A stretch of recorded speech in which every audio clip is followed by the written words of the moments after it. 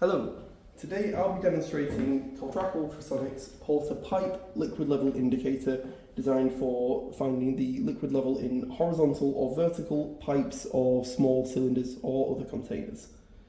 I'm going to be demonstrating today how to find the liquid level both on horizontal and on vertical containers, and I'll be using this glass container first so that we can see quite clearly what's happening with the liquid level here, and then I'll also demonstrate on this steel pipe that we have over here as well.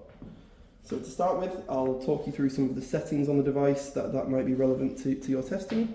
So I'll turn it on, and I'll go down to System, and you see we have a few settings here: probe, fluid type, and fluid speed of sound.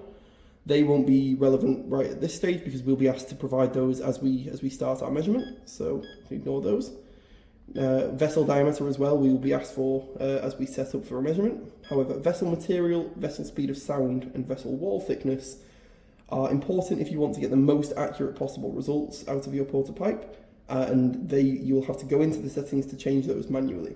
So I have this all set up already for glass, which is not in our material database. So what I've done is I've gone onto vessel material and selected other, and then I've gone to vessel speed of sound. And this by default will go to 5,920. However, for glass, the speed of sound is 4,540. And I just found that by having a quick look online. So if you have a material that's not in our database, you can always select other and then just add the speed of sound manually, as I've just done. And for the vessel wall thickness, I measured this before I started this video with the Porta Gauge 5 Coltraco Ultrasonics thickness gauge, and that was 4.3 millimeters. So I'll leave that as it is. We then got gain auto, and I've got this set to no, which means that the gain will not automatically adjust, and that's just because I'd like a bit more control so that I can demonstrate what happens as we change the gain. However, gain auto you may find a little easier for general use. And then we've got measurement units where we can switch between metric and imperial. I'll leave everything in metric for now. Load defaults, which just resets all the settings to their default values. Test, information, LCD backlight, and audio are all just about various other parameters on the device. They're not to do with the actual level measurement process. And then we have at the bottom here, we have level threshold, which simply sets the amplitude of signal that this device needs to detect in order to identify that as a potential reflection. We have this set for now to -10, and if we need to adjust that later, we will do, and we'll talk about why you might need to do that. And then we have probe blanking, which is a period at the start of the measurement where the device does not listen. This is to avoid interference with your measurements from things like the walls of the container ringing, which they can do, particularly with metal and metal containers. And we don't want that to interfere with our measurement and give us false levels. So I have this set to 25 microseconds. Which is a pretty good baseline, and again, you may need to adjust that, and we can talk about that more if we have to do that later. And then finally, just probe power, which I have set to low. You could change that to high if you had a large container or a particularly attenuative fluid. Some oils can be quite attenuative to ultrasound, so you may want to use the high power setting for that. But that's everything for us for now, so I can press 1 to go back to the main menu. And I will now press Quick Start. So it's going to ask us what probe we're using first of all, and today I'll be demonstrating using a 2.5 megahertz 14 millimeter diameter probe. So I can select on the screen here the 2.5 megahertz probe, DE 2.5, and you can see that's recommended for 100 to 330 millimeter diameter containers. And then I will select our fluid, which is just room temperature water in this case, so water at 20 degrees. And then the pipe diameter I input earlier, I've measured this with the tape measure, and that is 130 millimeters. So I can press enter. And now we're ready to start measuring. So the first screen is our A scan, and this is where we see the full waveform of our received response. So I'll connect my sensor, and I'll place this at the base of the container. So for horizontal pipe measurements, we do need access to the bottom of that container because the Portapipe is going to transmit an ultrasonic signal through the walls of the container, through the liquid, and that will reflect off either the opposite wall of the container or off the surface of the liquid itself. and we can use that to determine how much liquid is in the container. So I've got this raised up on a couple of bits of wood here, but if you had a pipe, you just need access to the bottom of that. I've already applied some ultrasonic gel to the bottom of this, and that's just so that we can couple the sensor to the wall of the container nicely. So with that all being done, we're now ready to place our sensor on the underside of this container, and then we can observe the A-scan to see if we can identify a reflection. And as you can see, we have an initial period of some ringing there on the far left-hand side of the waveform, and then just a little bit further on, maybe 20% of the way along, we do see a little bump in the readings, or a little bump in the graph. It's not very clear, but it's more than clear enough for the device to detect. But if you want to see that a little bit more clearly, you can increase the gain by pressing 2, and this will increase our gain by just 1 step, and I'll increase it a couple of times so we can see really clearly that we have this very nice reflection that we're detecting. And actually, if we compare this, so I'll take it off for a moment, we have these couple of bars below our graph, which if you can see this, the top one has got 2 lines here, and the bottom one has got 1 line in it, or well, 1 line that moves around and 1 line that is fixed. The fixed line in our bottom bar indicates the exact position of the theoretical liquid level response time, and the top bar indicates a range of acceptable values based on minor errors that there may be in the time of flight measurements. And then the moving bar that you can see is the bar that's going to lock onto whatever peak this detects and whatever reflection this detects that it thinks is the liquid level. So you may be able to see this container. Yes, you can see this container is not full of water, so we would not expect to find our reflection in this expected window. We'd only expect to see that there if the pipe was full. And because we can see this isn't full, we are expecting to see this somewhere in the window beforehand. So if I place this back on and let that update, you can see, as expected, we do have a reflection there, and it is in between the start of the transmitted signal and the expected arrival time for a full pipe. However, to make this a little bit clearer, if I press enter, I can take us to, first of all, we have a screen here which has a bunch of values which are primarily going to be useful for diagnostics. So it gives you arrival time, it gives you your signal strength, your noise level, signal to noise ratio, and your current gain. However, if I press enter one more time, it takes us to a screen here where we can see a percentage fill value.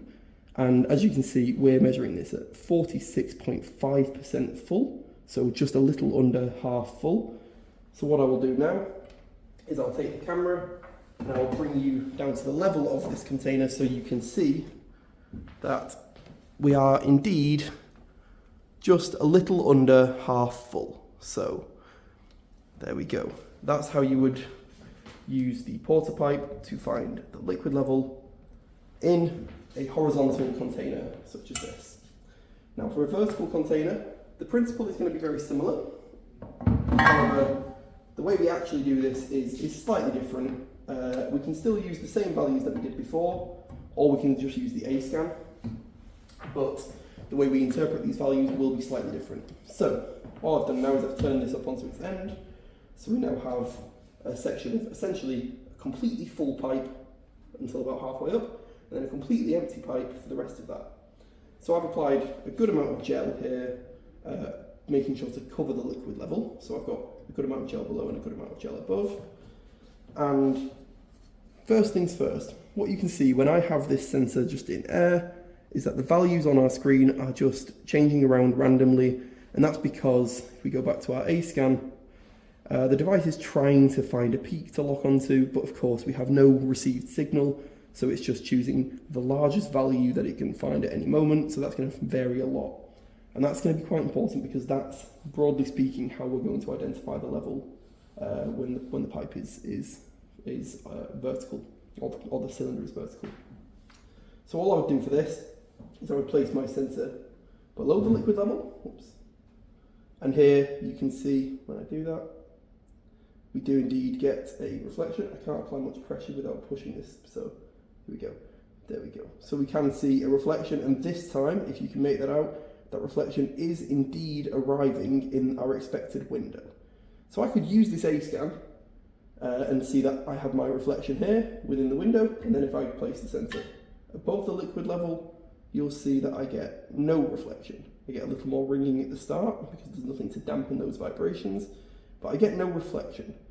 So I could use this as my metric and then move my sensor down until this reflection appears. If I go until I'm just below the liquid level. And there we go, the sensor's now just below the liquid level, and there you can see that reflection just starts to appear exactly as we enter the liquid level. However, to make things slightly easier, you could also go back to our percentage fill screen. However, this time we're not looking for a specific number. What we're looking for is just 100% when we're below, and then when we're above the liquid level, you see that value will just bounce around quite randomly and won't fix onto anything. So now as I move down, there'll be a point where, there we go, that the device just locks onto 100%, and as you can see, that's the moment that the sensor has just about entered the liquid. So that's the basic operating principle for vertical and horizontal liquid level measurements using the Portapipe. Now I'm going to move over to the steel container so that you can see a bit more of a real world example.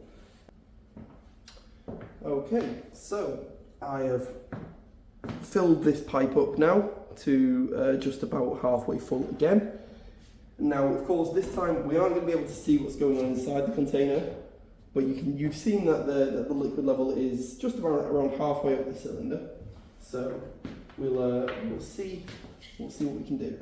So again, I'm going to apply a nice strip of gel, making sure that I'm definitely well above and well below the liquid level so that I can't possibly miss it. And we are going to have to change a few settings this time. So I'm going to go back into my system settings.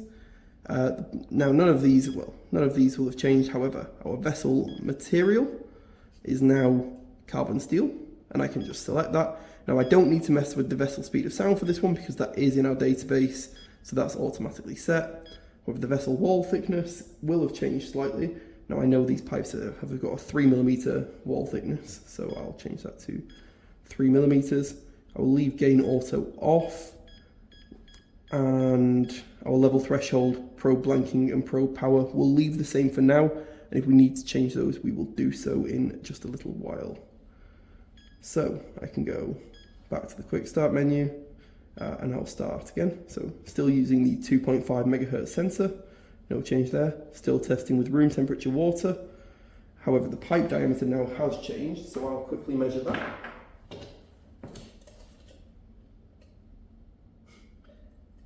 That has now changed, and it is 126mm. So it hasn't changed by much, but it has changed a little, so 126mm. And I'm going to demonstrate vertically this time first, and then we'll move on to the horizontal. So we are on the percentage fill screen, and just as before, I'm going to place this on the container, and we should see 100% when we're below the level, and when we're above the level, that value will just bounce around. And then if I move the sensor down, we're looking for the point, there we go, where that switches from random values to a solid 100%, and that's going to be our liquid level. So with my sensor placed on here, if I just take the camera, you may be able to see, there's our liquid level, there's my sensor. I'm not sure how clear that is, but it's just, as before, the sensor has just dipped below the liquid level, and our readings change from random to full. And I'll just again show you the A scan on that so you can be completely clear. Here you see we have a reflection there within our expected window, and above we have no such reflection. You may notice, I'm not sure how clear it is, you may notice there is a little more ringing on this pipe, and that's because the walls are made out of metal rather than glass. Metal will ring more and reverberate for longer, so you may need to be a little careful with your probe blanking, especially if you have thick-walled, large diameter pipes. It may be that you need to increase your probe blanking time in order to cut out that ringing.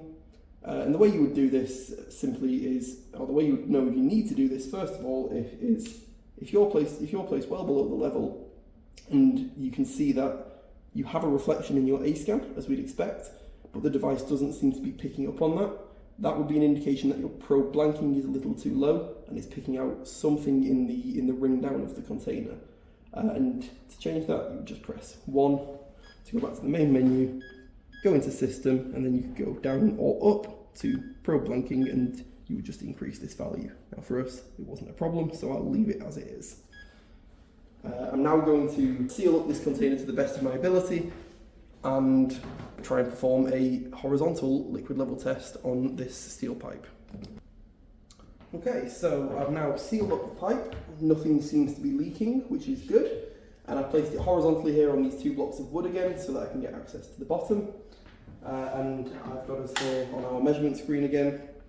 Nothing has changed in our readings. I've not emptied any water out of the container when I've sealed it up. So we're still expecting this to be something around half full. I haven't changed the speed of sound of anything, I haven't changed the fluid, the material of the walls of the container, so I've just gone straight back into a measurement, and here we are on our A scan. And I'm going to place the sensor just at the base of this cylinder. And just one thing to note, if the readings on here seem to be a little inconsistent, that's just because this wants to move a little as it's not really fixed in place. And I'm trying to focus on holding this up to the camera so you guys can see clearly, whilst I'm getting this sensor placed nicely at the bottom, so I may be moving around accidentally. But if you're able to just sort of focus and place this on the bottom nicely, you should see very nice consistent results. So I'll go and I'll place this on the bottom, and we'll see if we get a reflection. And so you can see that we do indeed have a reflection. In fact, we have a couple. I might need to increase the gain slightly here, but it may be that we're fine. So you can see that we do indeed have a reflection there, about halfway between the expected arrival window and the start of the signal, and our device has locked onto that. If you see the mobile bar on the very bottom, that has locked on. So if I press enter and go back to our percentage fill screen, we can see that we are indeed at about 51%. As I say, these readings are varying slightly.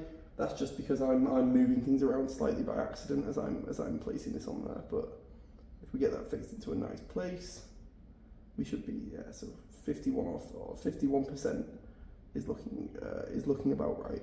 So as expected, we filled this about halfway, and the Portapipe is telling us we've got something like 51 or 52% filled, and that's how you would find the liquid level on a horizontal or vertical pipe using Coltraco Ultrasonics Portapipe Ultrasonic liquid level indicator.